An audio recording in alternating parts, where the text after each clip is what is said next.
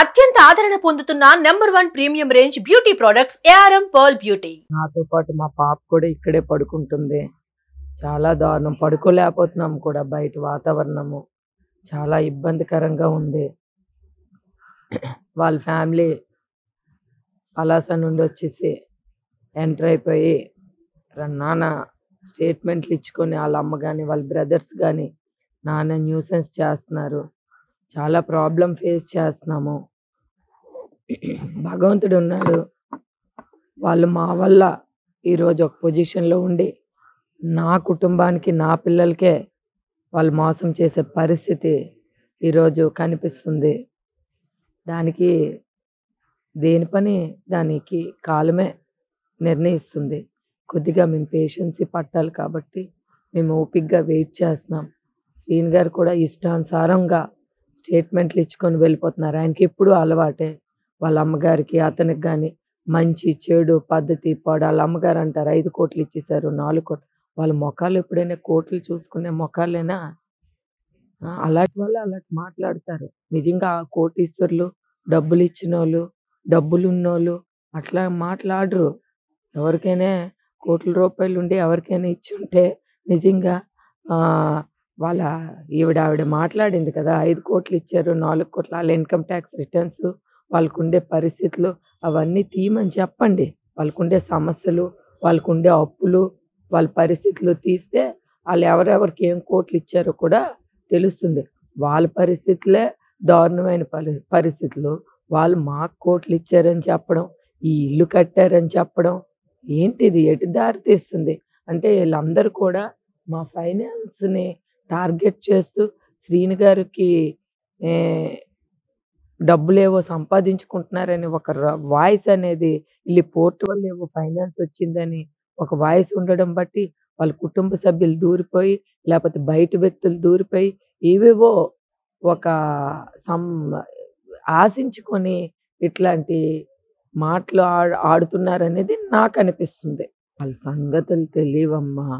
వాళ్ళ విషయాల కోసం నేను ఎక్కువగా మాట్లాడదలుచుకోలేదు. ఎందుకు అనంటే నాకు చాలా ఛానల్స్ ఆవిడకి ఏదో లైవ్లో పెడతాము, మీరు ఆవిడకి మాకేం సంబంధం? ఆవిడతో నేనేం మాట్లాడతాను? ఒక క్షణం అంటుంది నాకు నా మీద అసత్య ప్రచారాలు చేస్తున్నారు, నాకు డిఫేమ్ చేస్తున్నారు, నా క్యారెక్టర్ని ఇచ్చేస్తున్నారు, నా పిల్లల మీద కూడా తప్పుడు మాట్లాడుతున్నారు అని. మరి మాట్లాడరమ్మా, తప్పుడు మాట్లాడరా?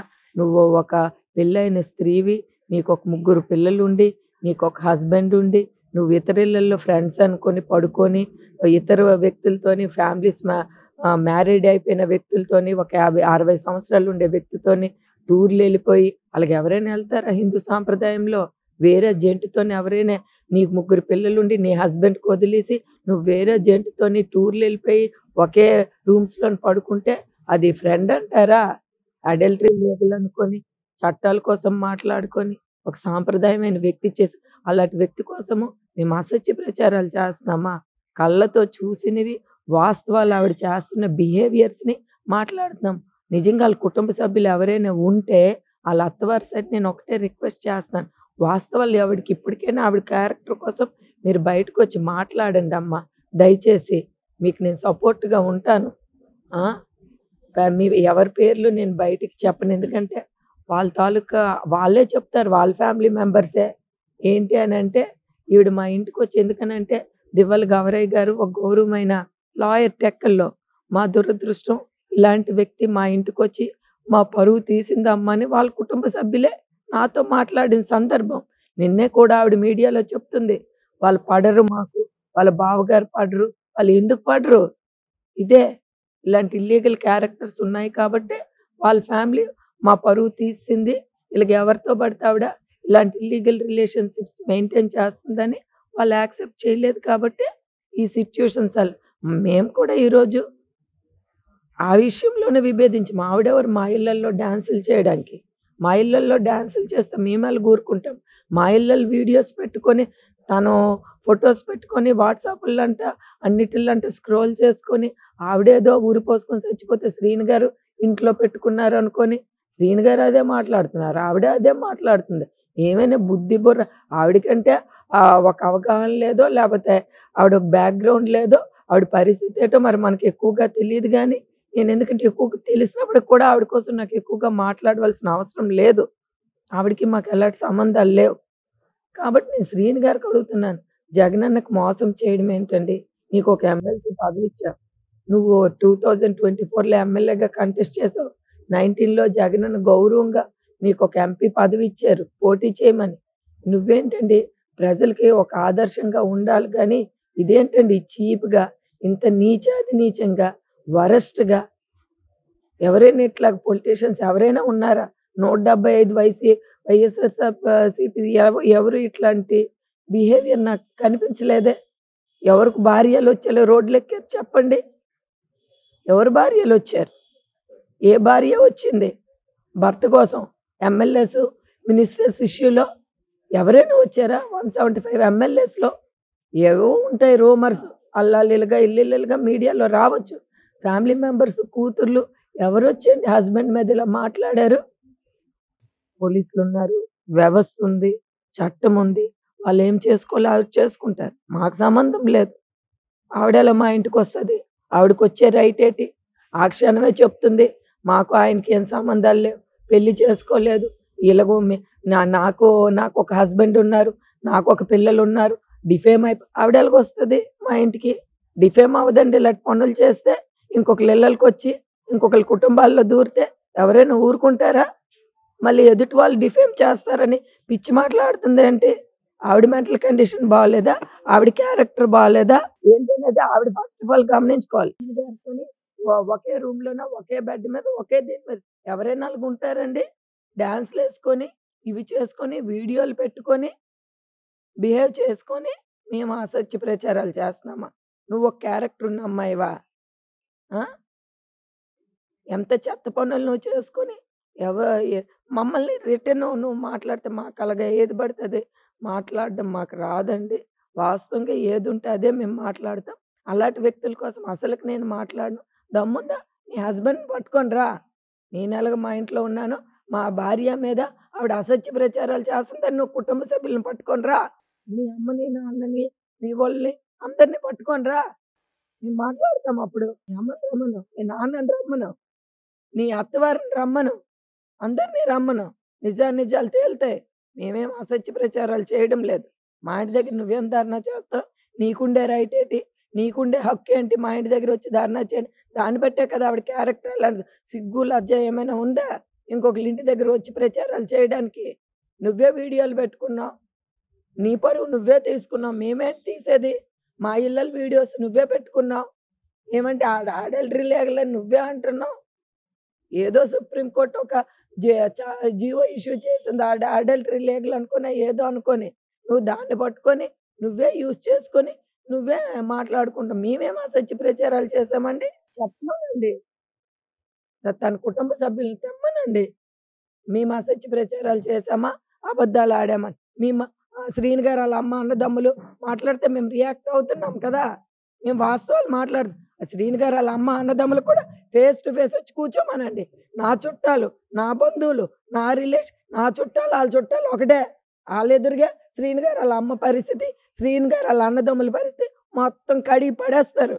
మొత్తం సినిమా పడేస్తారు. అందరికీ పట్టుకొనొస్తారు. బయటోళ్ళకైతే మీడియాల ముందు, సోషల్ మీడియాల ముందు బయటోళ్ళకి ఫ్యామిలీ విషయాలు తెలియవు. అందరు రిలేటివ్స్ వస్తారు, చుట్టాలొస్తారు, బంధువులొస్తారు. మొత్తం సినిమా చూపిస్తారు. దమ్ముందా శ్రీని గారు ఆళ్ళ అమ్మకి, అన్నదమ్ములకి, మా చుట్టాలకి మా చుట్టాలు, ఆళ్ళ చుట్టాలు ఒక్క చుట్టాలే. బయట వాళ్ళు కాదు. రమ్మనండి ఆళ్ళ అమ్మకి. రమ్మనండి శ్రీని గారు ఆళ్ళ బ్రదర్స్‌కి. ఫేస్ చేయమనండి. నిజాయితీగా మేము మాట్లాడదాం. ఆళ్ళకి నిజాయితీ. ఏం మనుషులండి. ఉండడానికి ఇల్లు కూడా లేదు. ఆళ్ళొచ్చేమో మాకు కోట్లిచ్చామంటారు. ఆళ్ళేదో పెద్ద దీనిలాగా ఆళ్ళ స్థితిగతి మా వల్ల పైకొచ్చి ఇవన్నీ నాకు మాట్లాడుకోవాల్సిన అవసరం అండి? ఆవిడ మాట్లాడేటప్పుడు, వేదిక ఎక్కేటప్పుడు ఎంత ఒక 80 సంవత్సరాలు ఆవిడ. ఎంత గౌరవంగా ఉండాలండి? ఏ మీడియా ఎళ్లి అమ్మా నీకడిగారా? నీకడిగారా? అమ్మా ఏటి మీ కోడల సంగతని అడిగారా? నువ్వేటండి మీడియా ముందుకొచ్చేసి వయసుకి పద్ధతి అందుకే నీ ప్రవర్తన అలాగుంది కాబట్టే నీ పిల్లల తల్లి బట్టే పిల్లలంటారు. తండ్రి బట్టి పిల్లలనరు. తల్లి బట్టే పిల్లలంటారు. నువ్వు అలాంటి పెంపకాలు పెంచి నీది అలాంటి క్యారెక్టర్ కాబట్టి నీ పిల్లలు ఈరోజు ఈ పరిస్థితుల్లో ఉన్నారు. ఇది అంత నీ నీ వ- నీ నీ నీకేమి ఒక పిల్లలంటే అభిమానం లేదు, ఒక మనవలంటే అభిమానం లేదు. విచిత్రం అండి. ఏ రోజు కూడా ఒక్కరోజు కూడా శ్రీని గారు కష్టాల్లో ఉండేటప్పుడు పలాస ఒక్కరోజు కూడా తన పిల్లలకు కానీ మనవలకు కానీ శ్రీని గారికి కానీ ఒక భోజనం కూడా ఇన్వైట్ చేయలేదు. ఆవిడకి చెప్పమనండి ఆత్మసాక్షిగా తలగడేసుకొని మంచం కింద పడుకొని నేను కష్టాల్లో ఉండేటప్పుడు నా కొడుక్కి నేను చూసుకున్నాను అని ఒక్కరోజు ఒక్క మాట చెప్పమనండి. మొత్తం మా పేరెంట్స్ చూసుకొని మా డాడీ అనేవారు, "ఎల్లమ్మా శ్రీనికి చెప్పు వాళ్ళ ఇంటికి వెళ్ళి ఒక పండక్కి వెళ్ళేవాడు కాదు వాళ్ళ ఇళ్ళకి. వెళ్ళడానికి ఏం లేదు వాళ్ళకి. అక్కడ వెళ్ళి ఏంటి ఉంటాడు, పడుకోవడానికి లేదు, ఉండడానికి లేదు, ఏముంటాడు. మా వల్ల వాళ్ళు డెవలప్మెంట్ అయ్యి మా వల్ల వాళ్ళ కౌన్సిలర్స్ అయ్యి మా రాజకీయాల్లో మేము డెవలప్ అయిన తర్వాత వాళ్ళ ఒక పొజిషన్కి వెళ్ళి అక్కడ పలాసలో కౌన్సిలర్ స్థాయికి ఎదిగి ఈరోజు వచ్చాము. ఆడంటే నాకు ఇల్లు కట్టాడట ఇక్కడ. అర్థం పార్థం ఉందండి. వాళ్ళకి ఎందుకండి మా విషయాలు, మా పర్సనల్ విషయం. ఏమనంటే చూడ మేము అన్నదమ్ములు అయితే ఇలా బిహేవ్ చేస్తారా? అన్నదమ్ములు ఎంతమంది షైన్ అయిన వాళ్ళు ఆదర్శంగా ఉంటారు, ఎంత చక్కగా కుటుంబాలను గౌరవంగా ఉంచుతారు. కింద నుండి మీదకి వచ్చి వాళ్ళు నిజంగా వాళ్ళ కాళ్ళ మీద వాళ్ళు కష్టపడి పైకి వచ్చిన వాళ్ళు ఎవరు ఇలా బిహేవ్ చేయరు. భయభక్తులతో ఉంటారు. వాళ్ళ అన్న మీద డిపెండ్ అయ్యి బతికారు కాబట్టే ఇలాంటి న్యూసెన్స్ చేస్తున్నారు. ఫ్యామిలీని డివైడ్ చేసి ఎలాగో ఒకరిలాగా మా తాలూకు ఇవి వాళ్ళు లబ్ధి పొందాలని చూస్తున్నారు కాబట్టే మా ఫ్యామిలీ మ్యాటర్స్లో దూరుతున్నారు. లేకపోతే మా ఫ్యామిలీ మ్యాటర్స్లో దూరవలసిన పని ఏంటండి? నా ఇల్లు అని అంటున్నాడు వాళ్ళ అన్న, మా తమ్ముడు కట్టాడని అంటున్నాడు. వాళ్ళ అమ్మ అంటే మా చిన్న కొడుకు కట్టాడు అంటున్నాడు. ఏటల్ ఇన్కమ్ ట్యాక్స్ రిటర్న్స్ చూపించమనండి, ఆయన బ్యాంక్ ట్రాన్సాక్షన్ చూపించమనండి, ఈ ఇల్లు వాల్యూ తీయమనండి, అతనికి ఉండే డబ్బు ఏటో చూపించమనండి.